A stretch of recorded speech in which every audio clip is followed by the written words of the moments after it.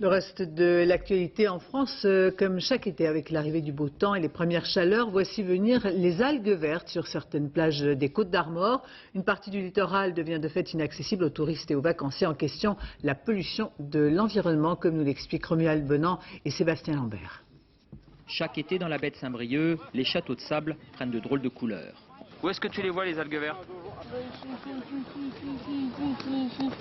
Partout. Sur cette plage, la marée verte a recouvert les 7 km de sable fin. Une invasion avec ces odeurs nauséabondes que les riverains ne supportent plus. Une fatalité qu'ils refusent d'accepter. Je ne sais pas si moi je reverrai les plages propres, mais je voudrais au moins que mes petits-enfants retrouvent les plages propres.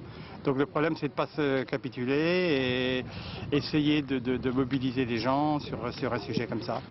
Depuis 4 ans, ils multiplient les actions pour dénoncer cette pollution du littoral. Ramassage d'algues avec l'aide du public, mais aussi recours devant les tribunaux.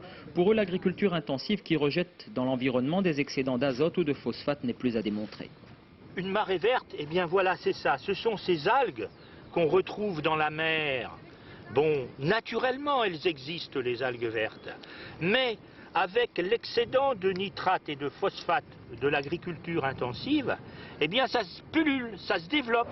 Une responsabilité que le monde agricole refuse d'endosser à lui seul. Si certains agriculteurs reconnaissent l'existence de mauvaises pratiques, ils mettent aussi en avant leurs efforts, par exemple pour limiter les rejets ou l'utilisation d'engrais responsables des nitrates dans le sol, et à leur tour ils accusent. J'accepte tout à fait ma part de responsabilité pour le monde agricole.